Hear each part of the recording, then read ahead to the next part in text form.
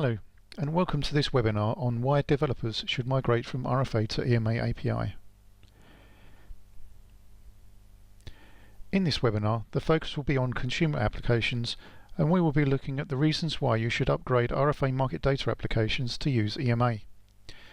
Starting with a brief overview of what EMA is and what it does, we will then look at how EMA compares with RFA Marketdata interfaces, including the development status, how the data representation features compare, the performance and ease of use with selected API usage comparisons.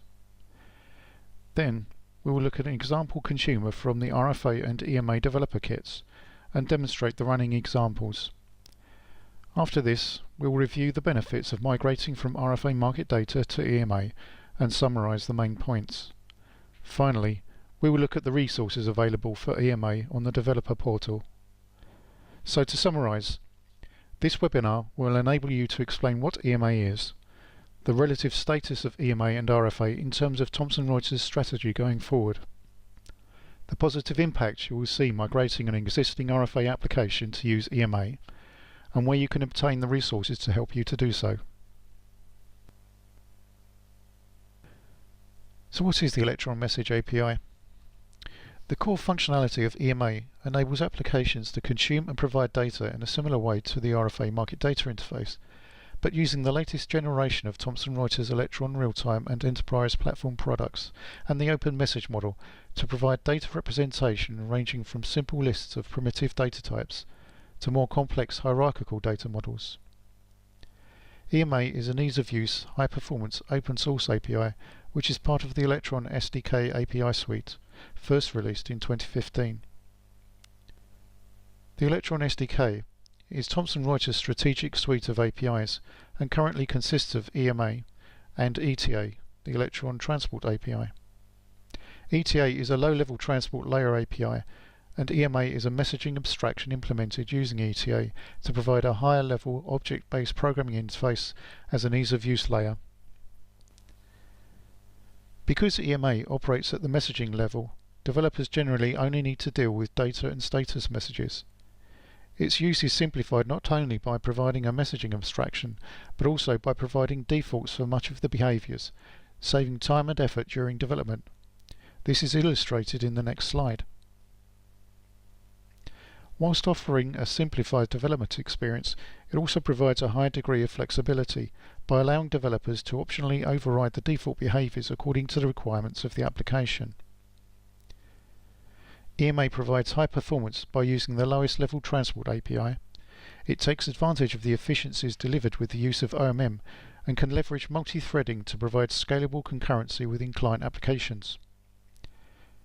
EMA is open source under Apache 2 license, hosted on github.com. In this webinar, we'll be looking at Java examples and code, however the API is also available in C++.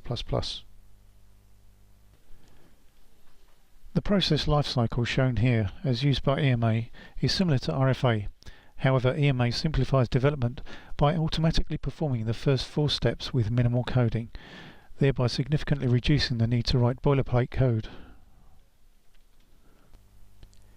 EMA consumer applications need to implement the OMM consumer client interface to process responses from the server.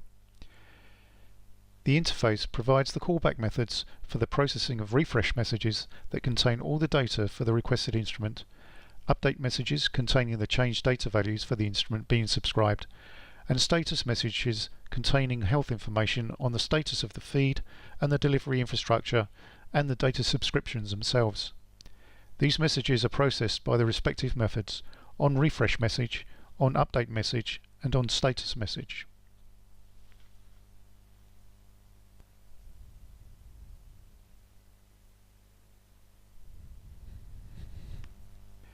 We're now going to compare RFA with EMA, looking at the support for these releases and their status in terms of the development lifecycle, the differences in ability to provide data representations, the relative performance, and how they compare in terms of ease of use. To illustrate this last point, we will highlight specific usage between the two APIs. RFA was released 15 years ago and is now classified as feature complete. Support for legacy data formats such as market feed were removed from the release since version 8. Being feature complete means no new features will be incorporated into RFA, although support for bug fixes and new versions of compilers will remain in place. EMA was released in 2015 and provides connectivity to the latest Thomson Reuters Elektron real-time and enterprise platform products. As part of the Elektron SDK API suite, it is one of Thomson Reuters' strategic API products and therefore receives development focus for any improvements or future requirements. To distribute data, RFA Marketdata interface represents data using market feed format. Market feed is an ASCII-based format that consists of header information followed by a set of paired field identifiers and values. A field identifier can only appear once in a record, and this limits the data that can be represented. Here we see the market feed data, which represents the record data for instrument tri.n. Note the use of ASCII special characters as separators, and the data, whether this is a price, an integer or a string, is encoded as printable ASCII values. As an OMM API, EMA provides primitive data types and container types, supported by its built-in encoder and decoder functionality. The container types can be nested into one another to create hierarchical data models, and this is used to implement data model representations for Level 2 data, among others. In this example, we have data arranged according to the market by price specification, which is defined as a collection of orders for an instrument grouped by price point. Market by price models also have associated summary data, which includes information such as the exchange identifier, currency, and trade units. To support the transport of OMM data, a binary wire format known as Reuters wire format and a transport protocol known as RSSL has been defined. In addition to market by price, there are a number of other data models defined, known as Reuters domain models. Some are listed here, which EMA is already aware. To understand how to consume these data models, the specifications are supplied with EMA in the document known as the RDM Usage Guide. The market price model described here is equivalent to the market feed record data, the only market data representation available using the RFA Marketdata interface. Both RFA and EMA use a data dictionary. EMA uses an updated form of the RFA dictionary and contains 2 additional columns that provide the RWF data type and its maximum length for each field when transported using the new wire format. EMA requires a dictionary for field lists, a container type consisting of field identifier and value pairs, and used by the market price model. It is equivalent to the market feed used by RFA. Notice the difference in the length between the market feed type used by RFA and the RWF type used by OMM. This is due to the fact that market feed uses ASCII to transport the data, whereas RWF is a binary format. EMA benefits from the efficiencies provided by the underlying protocol and wire format introduced to support OMM, compared to the ASCII-based format employed by RFA Marketdata. The use of EMA built-in decoding and encoding functionality is more efficient than the decoding with the RFA message parser, resulting in faster application processing of the data. Dictionary management integrated into EMA is more efficient than the equivalent in RFA Marketdata, leading to faster initialization times. And the use of RWF binary format in EMA reduces the size of the data payload by approximately 50% in comparison to that of market feed for the equivalent information. This reduction in payload using EMA can reduce bandwidth, increase throughput, lower latency, and enable faster application processing of the data.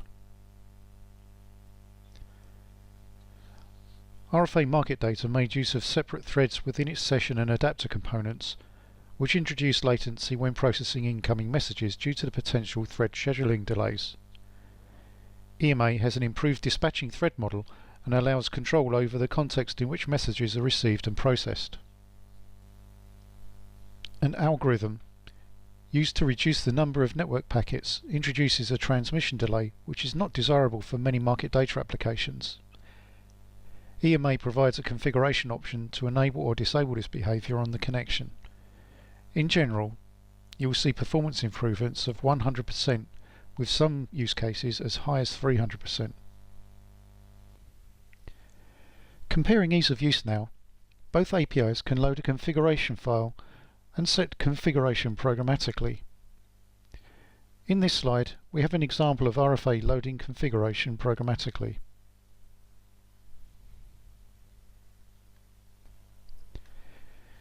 In contrast, setting configuration programmatically in EMA is easier and shorter than RFA. Notice that to configure the server host, RFA uses 5 lines, while EMA uses only 2 lines. In the RFA event dispatch mechanism, RFA places the events on an event queue specified by the application in the request. The application must then call the dispatch method as shown here. This must be done for all event queues used in any request in order to deliver the events to the application for processing.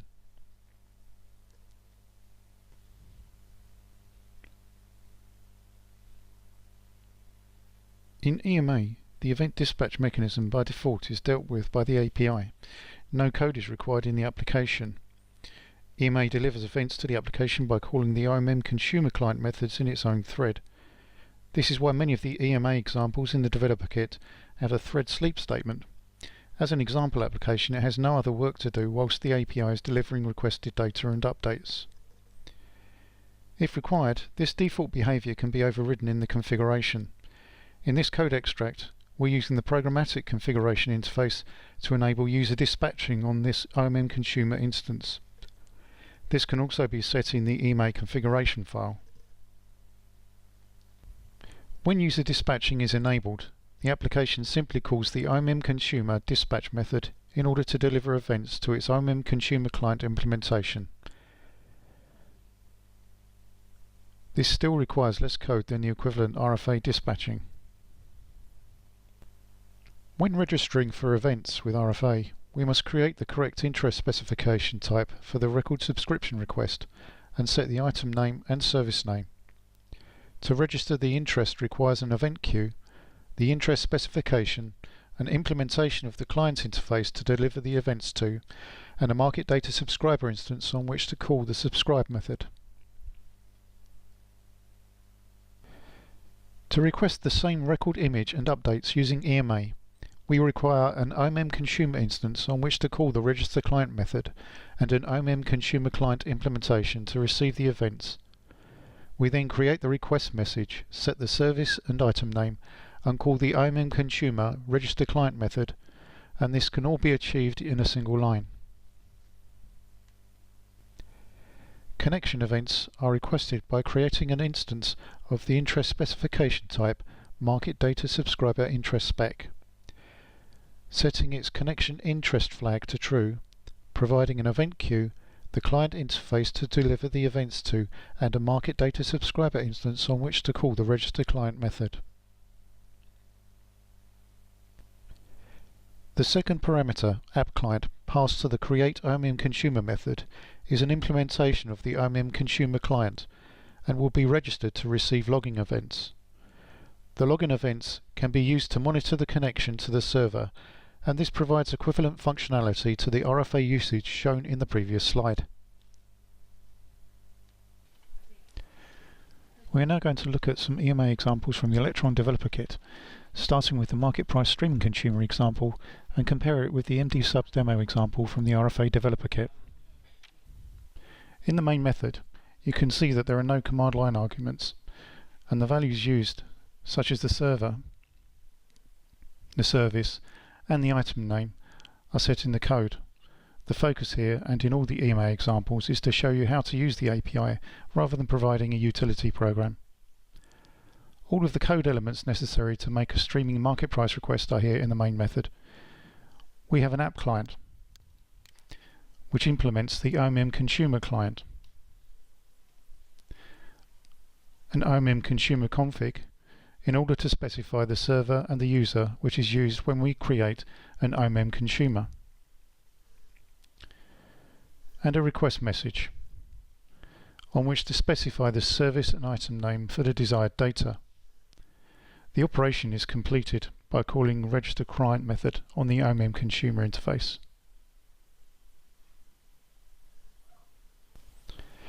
Now let's compare the same usage in the MD sub demo example. In the main method, we see that there's some code for dealing with the command line arguments that we're not going to pay any further attention to because it has nothing to do with using the API. But there's an init method, a run method, and a cleanup method. In the init method, there's a significant number of lines of code, starting with initializing the API, acquiring a session, creating an MD-sub demo client instance which implements the RFA client interface to receive events, creating an event queue, creating a Marketdata subscriber. We then request connection events and service events,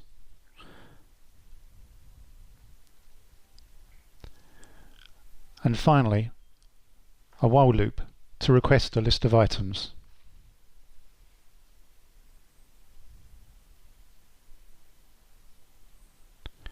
Now let's look at the run method in MD-sub demo. This has the code required for dispatching events. It also has the exception handling required when calling dispatch. You can see just from this example that the EMA application requires fewer lines of code and is simpler to use. Let's run the EMA example.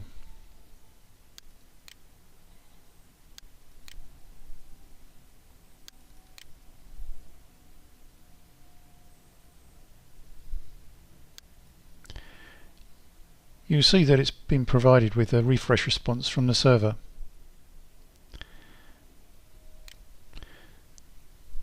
Reporting the market price domain, the service name, and the item name.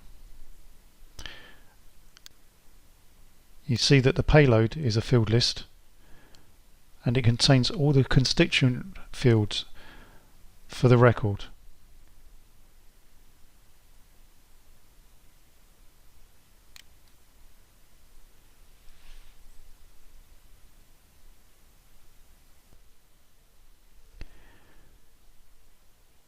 Running the RFA MD-sub demo example,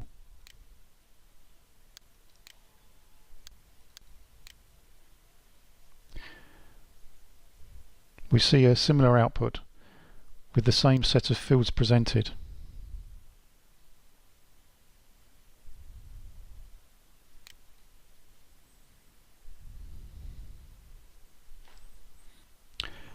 Let's look at another EMA example. This one demonstrates the view feature. In order to do this, we need to create an OMM array, and into this array we place the field identifiers we're actually interested in. In the example here we have 22 and 25, which corresponds to bid and ask in the data dictionary. We then create an element list, and in the element list we indicate to the server that this is a view request, and then we provide the view data, which is the array we just created. The only difference in register client is that we pass in a request message with a payload, and the payload is the view request that we've just created. So let's run this view example.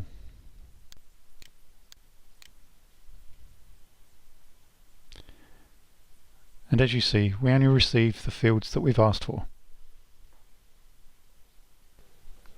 In the Elektron Developer Kit, there are many other examples for EMA, each one focusing on a specific feature of the API with a minimum of fuss so that you can very quickly and easily see how to incorporate it into your application. So why should developers migrate to EMA? With EMA, you'll receive the following benefits. EMA uses OMM for its data representation, allowing you to access more sophisticated data models in addition to the market feed record data. It provides greater flexibility, allowing you to implement custom data models using OMM, which are then supported through the enterprise platform. EMA uses encoded binary format with a message size approximately 50% that of market feed format used by RFA. Hence, using EMA can reduce bandwidth, increase throughput, lower latency, and result in faster application processing of the data. In general, you can see performance improvements of 100%, with some use cases as high as 300%.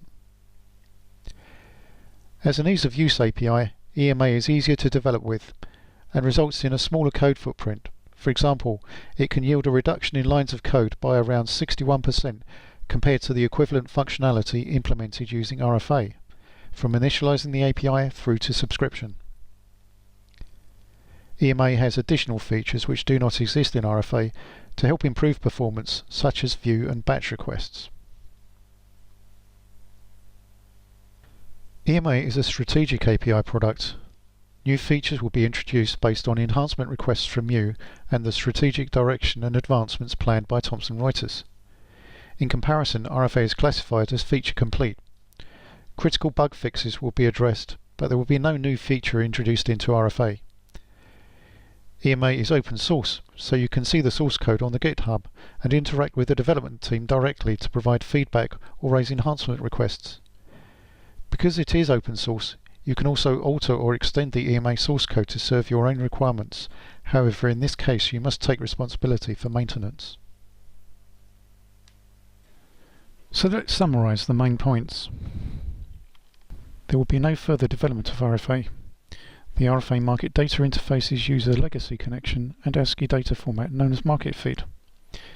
EMA is an ease-of-use message layer API. It uses the latest binary encoded OMM data format delivered with the current Thomson Reuters platform and Elektron feed products. Why should you migrate to EMA? It is a strategic API product, so you can raise new enhancement requests. EMA has better performance than RFA. It's easier to use and results in fewer lines of code. It provides more features than RFA and a more sophisticated data representation. EMA provides all the benefits of being open source.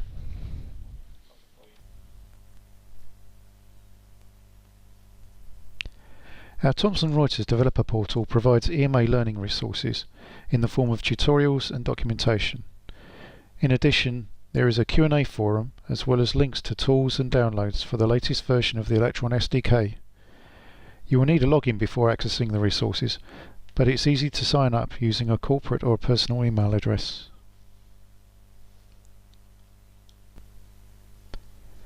Thank you for watching this webinar on why developers should migrate from RFA to EMA API. For more information, please visit our developer portal.